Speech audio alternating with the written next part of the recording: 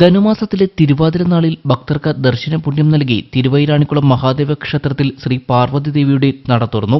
ഇനിയുള്ള 11 ദിനങ്ങൾ ഉമാമഹേശ്വര അനുഗ്രഹത്താൽ ക്ഷേത്രസന്നിധി ഭക്തിസാന്ദ്രമാകും. നടതുറപ്പോത്സവത്തിന് തുടക്കം കുറിച്ചുകൊണ്ടുള്ള വർണ്ണശബളമായ തിരുവാഭരണ ഘോഷയാത്ര വൈകിട്ട് 4 മണിയോടെ അകവൂർ മനയിൽ നിന്നുമാണ് ആരംഭിച്ചത്. മനയിലെ ശ്രീരാമസ്വാമി ക്ഷേത്രത്തിലെ പൂജകൾക്ക് ശേഷം ഉമാമഹേശ്വരന്മാർക്ക് ചാർത്തുവാനുള്ള തിരുവാഭരണങ്ങളും കെടാവിളക്കിൽ നിന്ന് പകർത്തിയ ദീപവും മനയിലെ കാർണവലിൽ നിന്നും ക്ഷേത്ര ട്രസ്റ്റ് ഭാരവാഹികൾ ഏറ്റുവാങ്ങി പ്രത്യേകം അലങ്കരിച്ച രഥത്തിൽ പ്രതിഷ്ഠിച്ചു.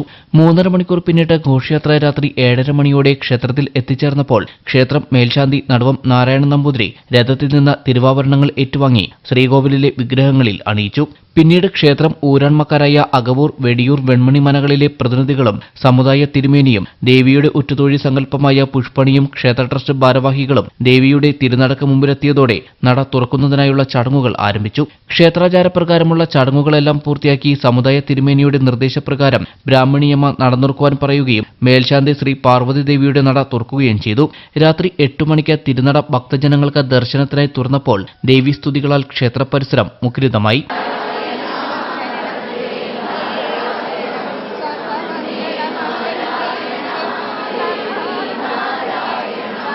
ഒരു വർഷം നീണ്ട കാത്തിരിപ്പിന്റെ സാഫല്യത്തിനായി ആയിരക്കണക്കിന് ഭക്തജനങ്ങളാണ് ചടങ്ങുകൾ ദർശിക്കാനായി തിങ്ങി നിറഞ്ഞിരുന്നത്. എല്ലാ ദിവസവും രാവിലെ 4 മുതൽ 1:30 വരെയും വൈകിട്ട് ഉച്ചകഴിഞ്ഞ് 2 മുതൽ രാത്രി 9 വരെയുമാണ് നട തുറന്നിരിക്കുന്നത്. 16.5 മണിക്കൂറോളം ക്ഷേത്രം ഭക്തജനങ്ങളുടെ തിരക്ക് കണക്കിലെടുത്ത് ദേവീ ദർശനത്തിനായി തുറന്നിരിക്കുന്നുണ്ട്. ദേവിയുടെ നട 12 ദിവസം മാത്രമാണ് തുറക്കുന്നതെങ്കിലും ഭഗവാന്റെ ഇതടക്കമുള്ള മറ്റ് നടകളെല്ലാം 365 ദിവസവും തുറക്കും. പക്ഷേ ദേവിയെയും ദേവനെയും ഒരുമിച്ച് തൊഴാനുള്ള സൗകര്യം ഈ 12 ദിവസം മാത്രമുള്ളൂ. അതുകൊണ്ട് തന്നെയാണ് ഈ സമയത്ത് നാടിൻ്റെ നാനാഭാഗത്തു നിന്നും ഭക്തജനങ്ങൾ തിരുവൈരാണിക്കുളത്തേക്ക് ഒഴുകിയെത്തുന്നത്.